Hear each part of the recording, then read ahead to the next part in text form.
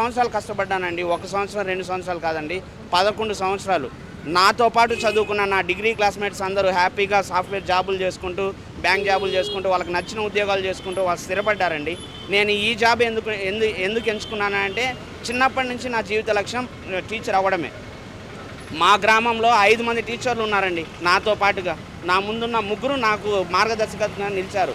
వారి దగ్గర నుంచి నేను గైడెన్స్ తీసుకుంటూ, ఎక్కడ కోచింగ్ బాగుంటుందో ఆ కోచింగ్ తెలుసుకుంటూ, వారిచ్చిన సూచన సలహాలు పాటిస్తూ 11 సంవత్సరాలు కష్టపడితే వచ్చిందండి.